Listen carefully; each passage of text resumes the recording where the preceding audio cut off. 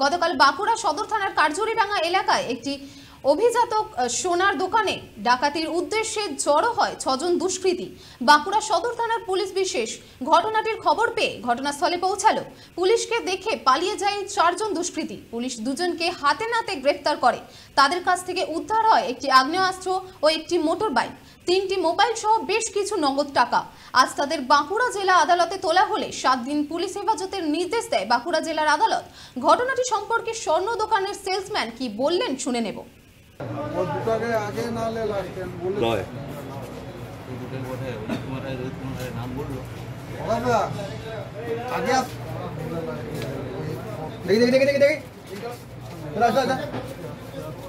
ওইটাকে একটু গ্যাপ দাও।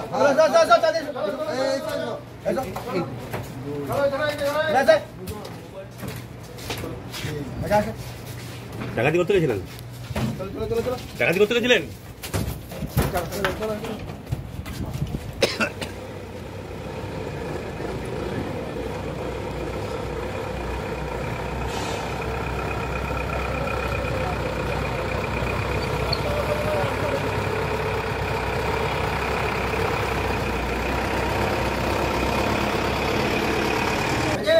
हाँ हाँ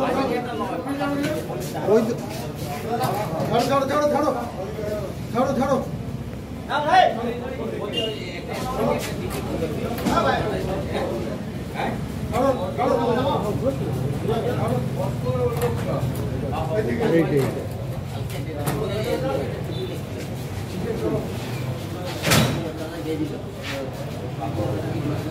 অ্যালার্ট না, তার থেকে বেশি প্যানিক রয়েছি বিষয়টাতে। সিচুয়েশনটা যেহেতু আমাদের বাইরে চলে যাচ্ছে, আমাদের তরফ থেকে যতটা সিকিউরিটি কোম্পানি পলিসি অনুযায়ী দেওয়া দরকার ততটা পলিসি অনুযায়ী আমরা সিকিউরিটি দিয়ে রেখেছি।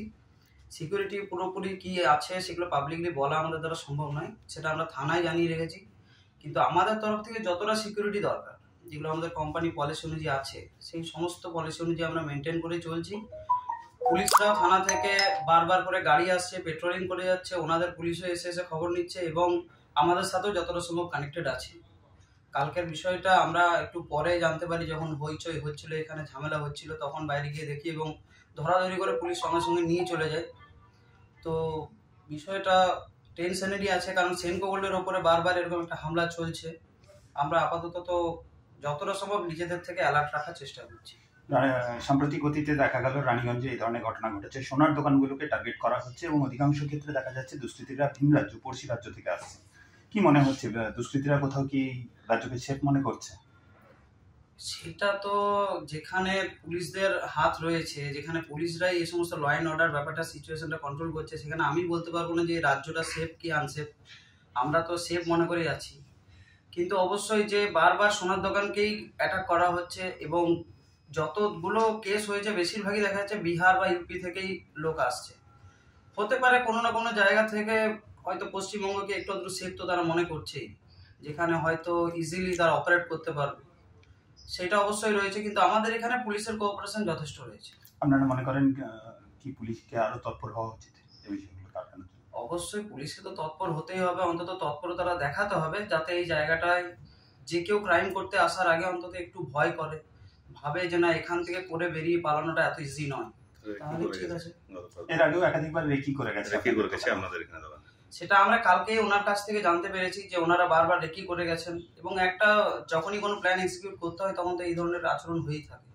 তো সেক্ষেত্রে সেটা নর্মাল এবং সেটা আমরা কখনো বুঝতেও পারিনি, কারণ এটা একটা মোটামুটি মার্কেট এরিয়া হয়ে গেছে। তো মার্কেট এরিয়ায় কখনো কেউ আসছে, বিভিন্ন কারণে কেউ ছবিও তুলছে, ভিডিও করছে, কখনো কখনো পুলিশের লোকও সিভিল ড্রেসে এসে ভিডিও করে যাচ্ছে এখানে যে সব ঠিকঠাক আছে কিনা। তো সেইগুলো দূর থেকে করলেও তো বোঝা মুশকিল।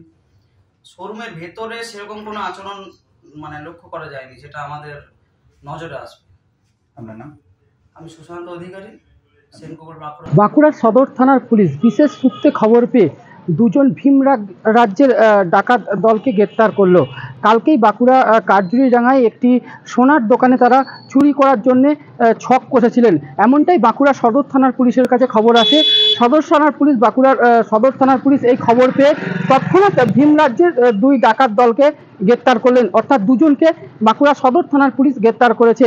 আজ তাদেরকে বাঁকুড়া আদালতে তোলা হয়েছে। তাদের কাছ থেকে একটি আগ্নেয়াস্ত্র পাওয়া গেছে এবং বেশ কিছু মোবাইল পাওয়া গেছে এবং এমনকি তাদের কাছ থেকে কিছু নথিও পাওয়া গেছে, এমনটাই জানা যাচ্ছে বাঁকুড়া সদর থানার পুলিশের পক্ষ থেকে।